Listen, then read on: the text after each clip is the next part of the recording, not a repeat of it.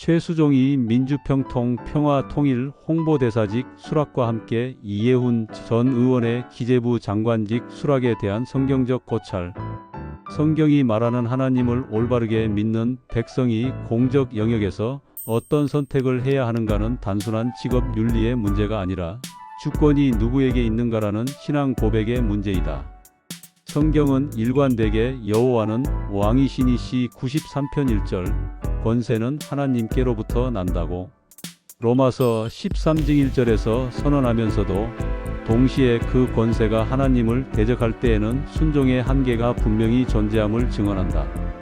사도행전 5장 29절에서 사도들은 사람보다 하나님께 순종하는 것이 마땅하니라고 말함으로써 국가 권력이나 정치 체제가 하나님의 질서와 충돌할 경우 신자는 양심적 거부의 자리에 설 수밖에 없음을 분명히 했다.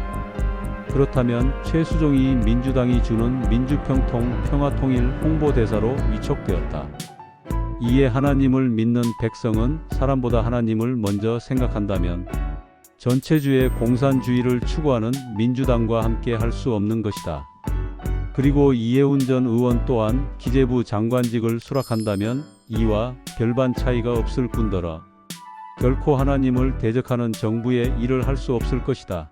그럼에도 불구하고 이를 수락한다면 하나님을 대적하는 것에 동조하는 것뿐 아니라 그에 부역하는 것이기 때문에 그들은 반드시 역사의 심판을 면치 못할 것이다.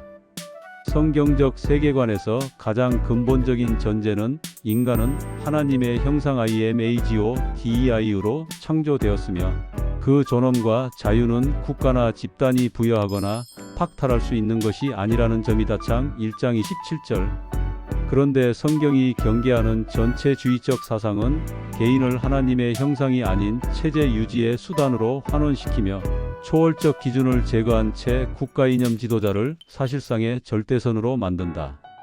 다니엘서 3장에서 느부갓네살이 세운 금신상 앞에 절하지 않으면 사회적 물리적 제재를 가한 장면은 국가 권력이 신앙의 영역까지 침범할 때 어떤 일이 벌어지는지를 보여주는 전형적인 성경적 사례다. 사드락과 메삭과 아벳느고가 관직자였음에도 불구하고 이를 거부한 이유는 그 체제 자체가 하나님 자리에 올라섰기 때문이다. 성경은 또한 우상숭배를 단지 종교적 행위에 국한하지 않는다. 골로새서 3장 5절은 탐심도 우상숭배라고 규정하며 사무엘상 8장에서는 백성이 하나님 대신 왕을 요구했을 때 그것을 나를 버리고 자기들의 왕을 삼으려 함이라고 하나님께서 해석하신다. 이는 정치 권력이 하나님을 대체하는 순간 그 체제에 대한 무비판적 협력 자체가 신앙적 타협이 될 수 있음을 의미한다. 만일 어떤 정부가 인간의 죄성과 권력의 제한을 인정하지 않고 국가 권력의 집중과 이념적 획일성을 통해 선을 강제하려 한다면 그것은 성경이 말하는 타락한 인간 이해로마서 3장 10절에서 18절과 정면으로 충돌한다. 로마서 13장은 종종 국가에 대한 무조건적 순종의 근거로 오해되지만 바울이 말한 권세는 하나님의 사역자로서 선을 행하고 악을 억제하는 제한된 권세이다. 그 권세가 선악의 기준을 스스로 정하고 하나님의 창조 질서 가정, 교회, 양심의 자유를 침해할 때에는 더 이상 하나님의 사역자라 부를 수 없다. 요한계시록 13장에서 바다는 정치 권력을, 땅은 이념과 선전을 상징하며 두 짐승은 하나님의 자리에 오른 체제를 묘사한다. 그 체제에 참여하여 명예와 지위를 얻는 것은 단순한 행정협력이 아니라 묵시문학적 언어로 말하면 짐승의 표에 동조하는 행위로 이해될 수 있다.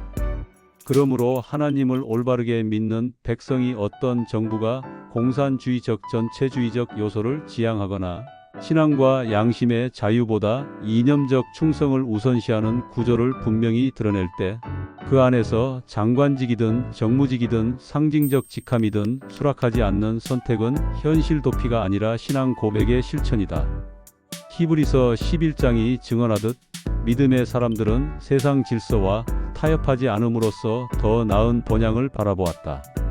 그들은 권력을 통해 세상을 바꾸려 하기보다 순종을 통해 역사를 심판하시는 하나님을 신뢰했다. 결국 이 문제의 핵심은 정권의 유불리가 아니라 누가 주인인가라는 질문이다. 교회와 성도는 어느 시대든 국가의 도덕적 장식물이 아니라 하나님의 나라를 증언하는 애언자적 공동체로 부름받았다.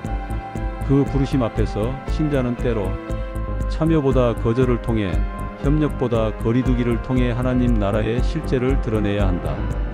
이것이 성경이 가르치는 신앙의 일관성이며 하나님을 올바르게 믿는 백성이 반드시 붙들어야 할 영적 분별의 기준이다.